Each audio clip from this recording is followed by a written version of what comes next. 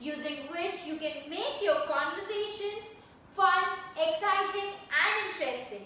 You're going to leave such a wonderful impression in front of the other person that they'll also wish to speak in a flattering way like you. So, what are we waiting for? Let's get started. The first sentence which you can use in your conversation is, so, what brings you here? Now, if you're working at some place or you've gone to visit some place, some marketplace or some public place, and you suddenly bump into an old friend of yours, and without sounding intruding, you really want to know what the person is doing at that place, you can simply say, so, what brings you here? What's the reason why you're at this place? It won't be sounding intruding, it won't be sounding as if you're trying to interfere in some person's business, and it will also give you a hint why the person is at that place. So if you want to sound a little subtle and calm, you can simply say, so what brings you here? The next sentence is, you know what, that's a brilliant idea. If you really want to appreciate a friend of yours for giving you a wonderful idea or a genuine suggestion, and you really want to acknowledge and appreciate that person, you can simply say, you know what, that's a brilliant idea. You know what, that's a wonderful idea. You know what, that's a superb idea. This way, along with the appreciation, you're also acknowledging the efforts of that person. And the person will really be thankful and grateful to you. Mark my words. The next sentence. Now imagine if you want to make some plans with your friends, or you want to meet your friends in the coming days or during the evening time, and you're making the plans in the morning, you can say, let's connect in the evening, let's connect at 5 p.m, let's connect in the afternoon, let's connect on Sunday, let's connect in the summer vacations, let's connect in the winter vacations. There are many ways in which you can connect with your friends. You simply have to say, let's connect.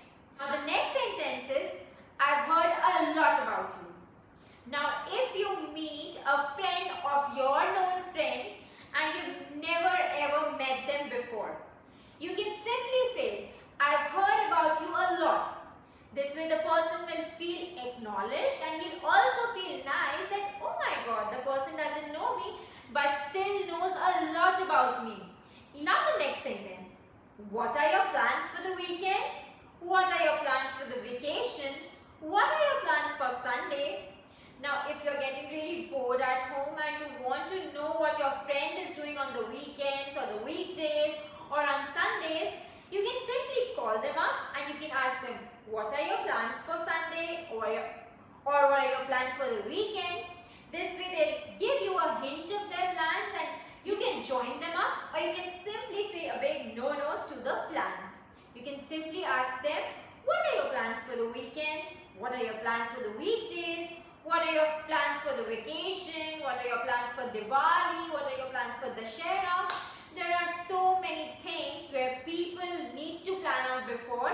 You can know their plans by simply asking, what are your plans for the weekends, for the weekdays, for the festivals, and go on.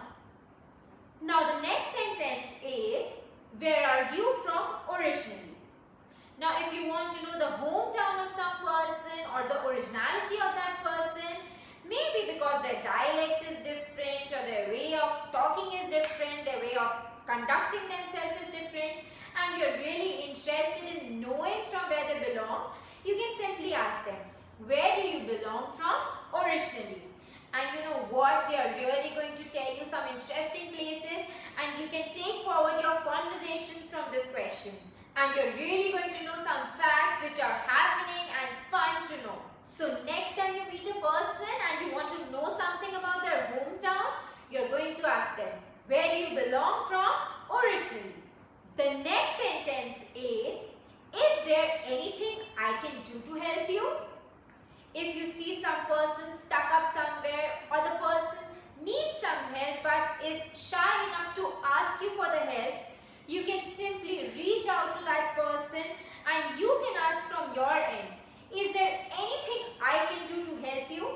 This is really a very generous question, and mark my words, this is really going to help that person a lot, because the people are shy to ask for help, and if you reach out to that person, this will be very generous and kind of you.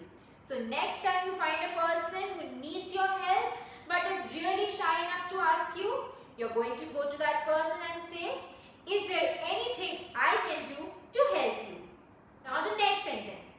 See, whenever we have to say a big no to any person, we all have that question in our mind. Will we sound rude? Will we sound a little demeaning? But you can use no, you can say a big no to that person without sounding rude or demeaning. No, but thanks for asking. I've said no, but after saying no, I've also acknowledged that person. I've also thanked that person for asking me out. If you want to spend a lazy day on your couch and you don't want to go with your friends out somewhere, and you also feel that if I say no to them it will sound rude, you can simply say, no, but thanks for asking me. I am saying no, but then also I am very thankful and grateful that you people have asked me out. So next time if somebody asks you something and you want to decline the offer, you're going to say, no, but thanks for asking. Next sentence. You got to be kidding me. Seriously? Now, if you hear a very funny incident, but that incident is for real, you can simply say, you got to be kidding me. Seriously? Now, if a friend of yours was jumping like a monkey and suddenly fell down and broke his leg, this is such a funny incident, but you have to be a little serious too. You got to be kidding me. Seriously? He fell down and broke his leg? So next time when you hear something that is funny but for real, you're going to say, you got to be kidding me. Seriously. Now the last sentence. What do we do at the end? We simply say a bye-bye. Bye. See you. No, you're not going to say bye and see you. That's so not happening. You're simply going to say, it was lovely catching up with you. See you soon. That means I loved our meeting. I loved our conversation. I loved spending time with you. And it was so nice meeting you. And also I would like to meet you soon. So it was nice catching up with you. See you soon. And with this we finish with the 10 sentences using which you can make your conversation, you can pump up your conversation to fun and excitement, and you're also going to sound really fluent and confident with your language. So with that I'm signing out. It was good to see you all. See you soon.